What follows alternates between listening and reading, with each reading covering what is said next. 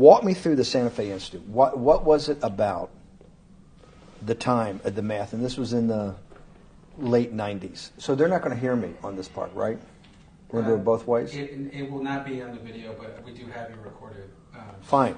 Remember, when you're answering on these questions, I'm not in the shot, and they're never going to hear my voice. So a little bit you got to repeat. In your answer, you got to repeat what my question was. Oh, a little bit. Okay. Santa Fe Institute.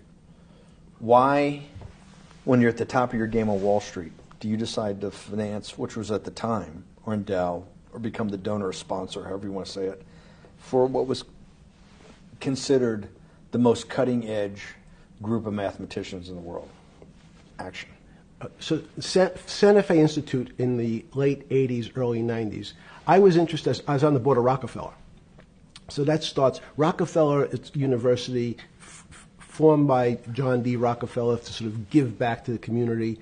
It's east side of Manhattan, except it was old. It was sort of old-fashioned. They were talking about medicine, and medicine by itself was, again, subject to the ideas of science. They were trying to use science to find cures for disease.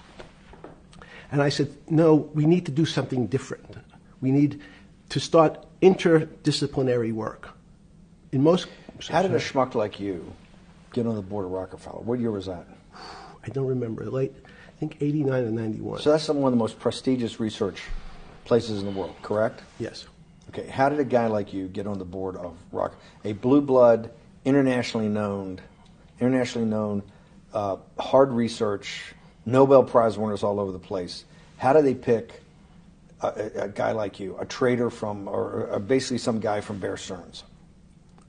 Good question. So I was asked to be on the board of Rockefeller, and I think it was, I was on the board of Rockefeller, there was a money manager who said, Rockefeller needs someone with financial expertise because the university is growing and there's lots of new things. You have to, again, we go back to the original discussion the last time. Up until the mid-'80s or sort of early mid-'70s, the most important thing was your name. If you were Rockefeller, you already were considered to be brilliant. If you were head of General Motors, it was your reputation. It was who you knew, who your family was, what was your character. And then in the mid-'70s, basically, if you remember, you probably had a calculator.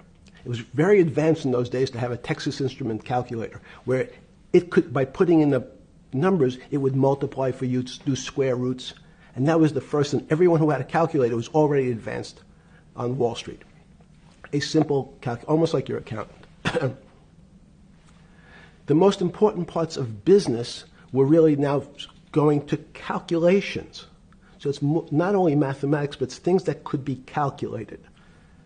Reputation couldn't be calculated. I could give you, are you a 10 on a reputation scale, an 8? What does it mean to have a measurement of your reputation?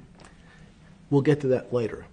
But places like Rockefeller needed someone to say, look, we're entering a different world where numbers and the numbers of companies, portfolio management was going to be balanced. It was going to be statistical.